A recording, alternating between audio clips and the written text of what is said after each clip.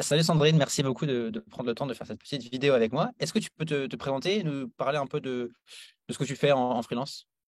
Oui, donc moi, je suis copywriter et ghostwriter LinkedIn depuis à peu près un an. Ok. Est-ce que tu peux... ce serait quoi les thématiques sur lesquelles tu travailles? Est-ce que tu peux partager peut-être un ou deux exemples de missions que tu as eu l'occasion de faire? Oui, alors sur le côté copywriting, j'ai beaucoup cheminé, mais là, je me spécialise plutôt sur le côté SaaS B2B.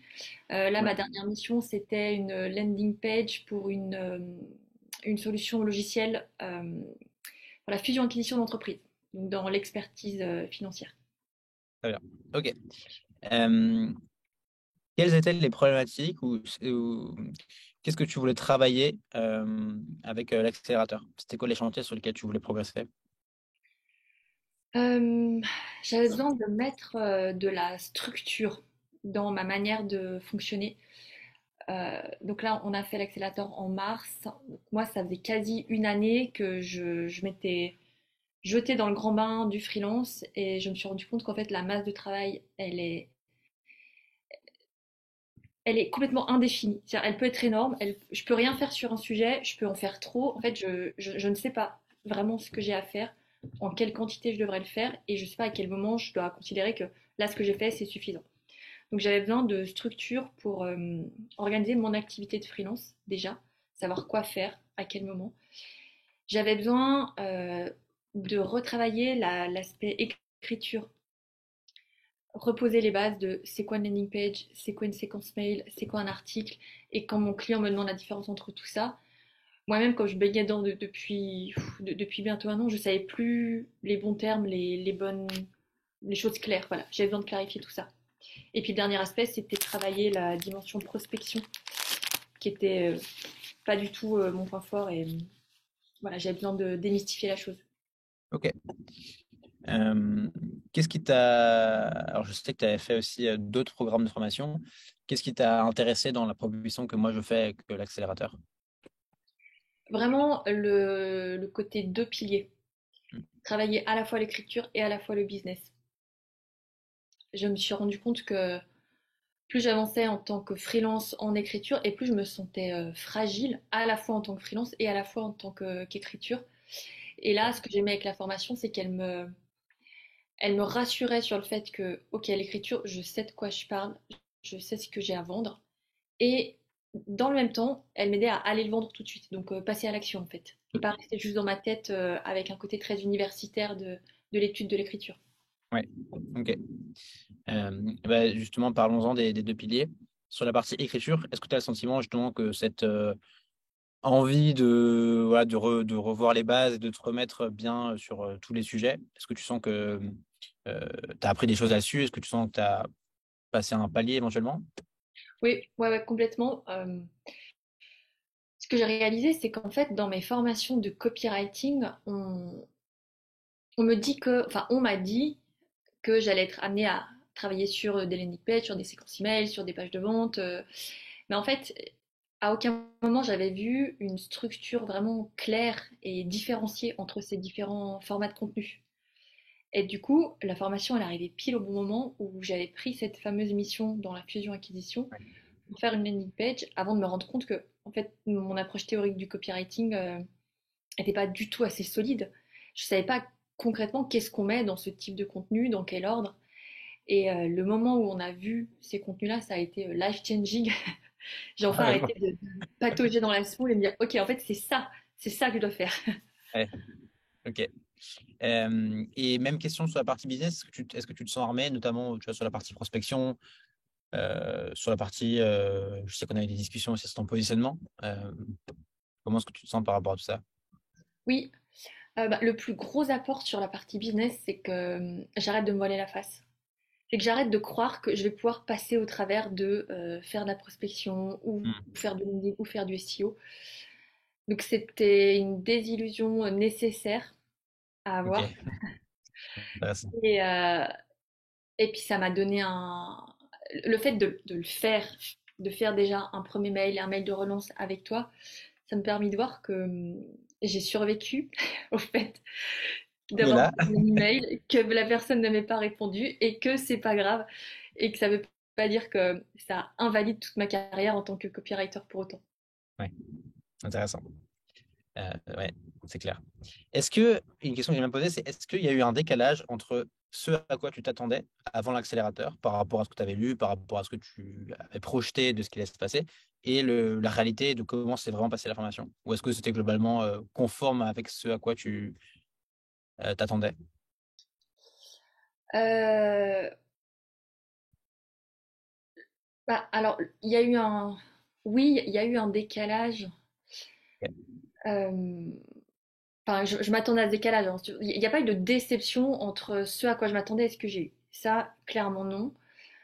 Euh, alors, décalage dans le bon sens, c'est que je pensais pas qu'à l'issue de ces 4 semaines, j'aurais intégré autant de choses. Hmm. Je m'attendais à ce que, ok, tu nous présentes les concepts, et puis après, il y a encore un énorme boulot pour moi de tout repasser derrière et d'intégrer et de comprendre en deuxième effet qui se coule ce que tu as voulu dire. Ça, c'est pas arrivé. C'était vraiment bien. Le décalage qu'il y a eu, c'est que je pensais pas que j'aurais autant de mal à concilier le temps de live, le temps des exercices, plus mes missions à côté, et que du coup, je le vivrais de manière, c'est chaud quoi. J'ai consciente de vivre un truc hyper riche et en même temps hâte que ça se termine parce que le rythme il est compliqué à tenir. Hmm. Ouais. Et la dernière chose que j'avais espéré, enfin, c'est lié à ce que je viens de dire, c'est que je m'étais mis en tête que j'arriverais à me consacrer encore plus à la formation et aller plus loin dans la prospection. Et au final, j'ai pu trouver l'espace juste pour faire un exercice de prospection et même pas sur ma cible finale.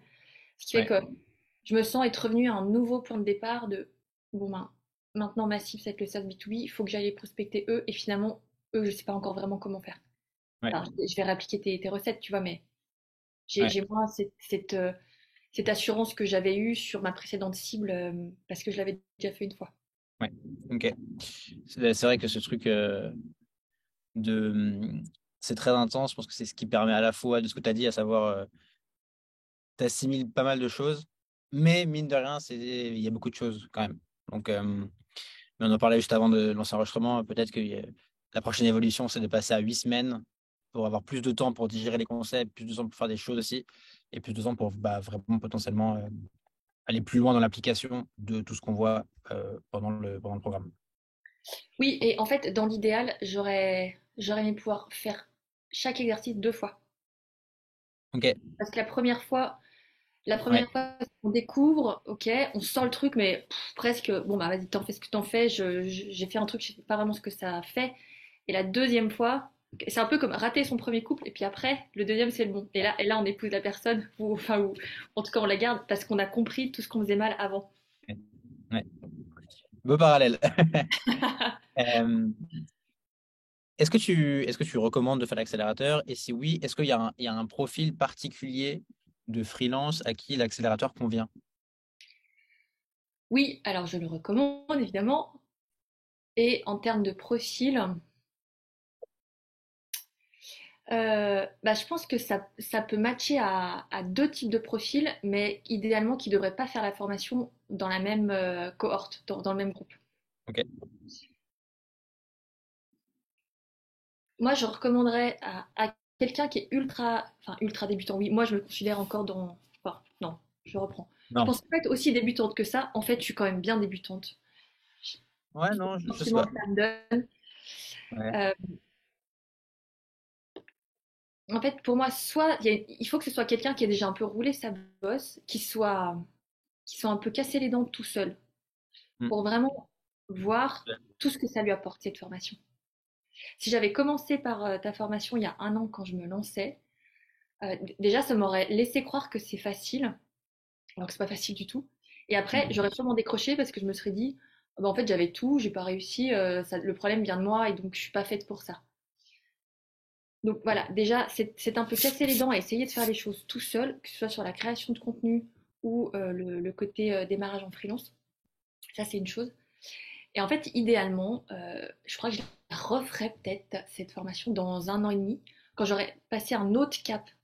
Et là, comme il y a tellement de choses que j'ai pas pu tout ingurgiter. Du coup, j'ai pris ce qui était adapté à mon niveau d'aujourd'hui. Ouais. Et si je refaisais sur le même contenu dans 1 an et demi, j'irais beaucoup plus dans le fond sur les concepts business, freelancing. Mm. Ouais, ok. Intéressant. Mais c'est vrai que moi, je ne considère pas du tout que enfin, t'es pas débutante pour moi. Parce que comme tu as déjà roulé ta bosse pendant 1 an, tu as fait un peu d'émissions, tu as essayé de créer du contenu, tu as essayé de faire en place, tu as essayé de faire pas mal de choses. Euh, Comme tu dis, tu t'es un peu cassé les dents sur certains sujet. Et je pense effectivement que c'est ça le bon profil pour moi. Je pense que tu avais le bon profil pour. Tu étais au bon moment de ton aventure pour faire ce programme-là. Dernière question, est-ce que tu as un conseil pour les futurs participants? Ouais, ne vous voilez pas la face sur la dispo que ça va vous demander. Et ça, je pense qu'il faut. Ça mériterait de le mettre vraiment plus en avant sur la page de présentation. Pas pour décourager, mais pour justement dire, si vous voulez maximiser cette formation, il faut au moins avoir à l'aise, alors au moins 6 heures, parce que c'est déjà 3 heures de live. Ouais. Les exos, c'est au moins, je te dis au moins 3 heures, mais rien que l'article de la première semaine, c'est 8 heures de Mm. boulot, Mm. si on fait ça bien. Et tous les exos d'après, si on veut faire ça bien, tu vois, les mails de prospection, il faudrait en faire au moins un ou deux, et donc ça rentrerait facilement dans 8 Ouais, heures de boulot. ouais, ouais. Je suis d'accord. Et Donc, l'erreur à ne pas commettre, c'est penser qu'on va pouvoir faire ça en plus, et au final, le risque, c'est de lâcher en cours de route, et voilà quoi. top. Est-ce que tu veux dire un dernier mot? Ou est-ce que tu penses que tu as fait le tour sur le programme? Euh, Eh ben, moi, j'attends que tu nous fasses une suite du programme pour rester dans la dynamique de tout ce que tu nous as enseigné. Et je maintiens un service, une hotline, enfin, tu l'appelles comme tu veux, mais un truc de support, de mentoring, voilà, peut-être de mentoring au long cours serait vraiment bien. Et ou un accompagnement par toi sur nos missions. Parce que là, tu nous aides sur la prospection. Et après, Ouais. une fois qu'on trouve le client, on se dit, ah, j'ai joué au grand, mais maintenant, il va falloir Tu l'as sortir. mis dedans. Ouais, ouais. Et l'air de rien, en fait, pourquoi on ose s'exposer, prendre des risques pendant la formation? Parce qu'on sait que tu es là. Tu as Mm. un rôle de papa poule, allez, c'est bon, t'inquiète pas.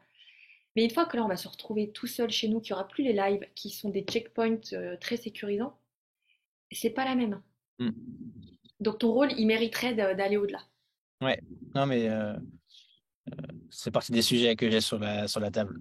Je réfléchis à la bonne manière de faire, on en a déjà parlé, mais euh, je suis conscient de tout ça. Et peut-être que tu m'aideras là-dedans. Eh ben, peut-être. On avance un petit peu. Et je pense Oui. vraiment que ton... Je t'avais déjà dit une fois ça, mais je le reconfirme après cette expérience-là. Ton apport, il est au-delà des supports. En Ouais, bien fait, sûr.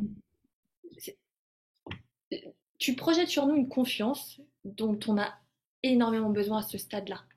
Juste d'entendre quelqu'un comme toi qui sait de quoi il parle, qui connaît ce métier, qui nous dit viens dans la cour des grands, je te rassure, tu as ta place et personne va te manger et personne va te dire mais qu'est-ce que tu fous là, toi t'es qu'un nul. Et ben ça, c'est la moitié du travail pour nous en tant que freelance quand on est au stade débutant. Mm. Intéressant. Merci Sandrine. Merci beaucoup. Avec plaisir.